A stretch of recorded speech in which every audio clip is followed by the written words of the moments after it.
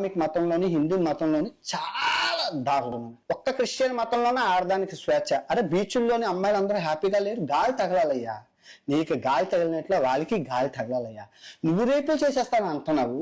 సీతాదేవి తర్వాత ద్రౌపది ఏ టీషర్ట్లు వేసుకున్నాంద్రా రేపులు అయ్యాయి.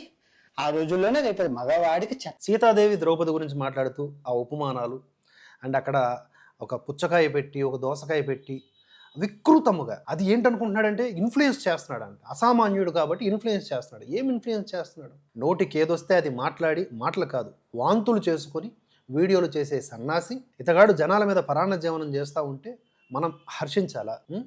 ఎట్టి పరిస్థితుల్లో ఇతన్ని క్షమించే ప్రసక్తే లేదు. భారత్కి వచ్చినా రాకపోయినా ఇతన్ని ఎక్కడైనా సరే పనిష్ చేయగలిగేటటువంటి పని మనం చేయాలి. హిందువులు రేపిస్టులు అంటావేంట్రా సన్నాసి? నేనెవరు చెప్పడానికి? అదే అంటున్నాను. మీరెవరు చెప్పడానికి? మా అమ్మ కోసం మరి ఈయన ఎవరు చెప్పడానికి? మనకి మొత్తం లోకానికి ఎప్పటికప్పుడు మెసేజ్లు ఇచ్చేస్తా ఉంటాడు. చైనాను పొగుడుతా, ఆ దేశాలని పొగుడుతా, మన దేశాన్ని కించపరుస్తా.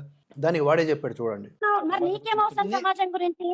నాది నేను ఇన్ఫ్లుయెన్స్ అండి, మీరు సామాన్య మానవులు. వీడు ఇన్ఫ్లుయెన్సర్ అంట, మనం సామాన్య మానవులం అంట. లేదా ఇంకెవరన్నా యూట్యూబ్ ఛానల్ పెట్టుకుంటే వాళ్ళంట వీడి మీద వీడియోలు చేసి ఉల్లిపాయలు టమాటాలు కొనుక్కుంటారంట. వీడు ఒక్కడే ఇన్ఫ్లుయెన్సర్, సామాన్య మానవులు. ఇది ఇతగాడికి ఉన్నటువంటి స్టార్టింగ్లో చెప్పా కదా, ఒక జబ్బు వస్తుంది, ఎక్కువ మంది ఫాలోవర్స్ వచ్చేటప్పుడు ఆ జబ్బులో ఉన్నాడు.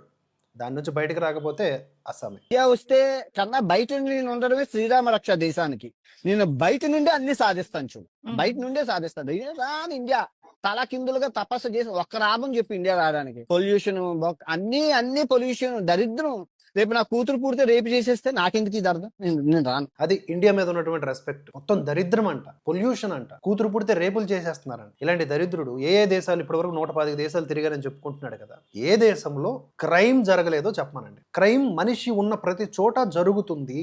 మనిషిలో రకరకాల ప్రవృత్తులు ఉంటాయి. వాటిని కట్టడి చేసేవే చట్టాలు. అవి ఇంప్లిమెంట్ చేసే విధానంలో, ఇతర సోషల్ ఎన్విరాన్మెంట్లో ఇవన్నీ కూడా నిబిడీకృతం అయి ఉంటాయి. అంటే దాని రిజల్ట్సే అక్కడ మంచి చెడులా మనకు కనిపిస్తాయి. కానీ ఇండియాకి రాకుండా ఇండియా మీదంట యుద్ధం చేస్తాడంట, ఇండియాని బాగు చేసేస్తాడంట. నీ బతుకెంత? నువ్వెంత?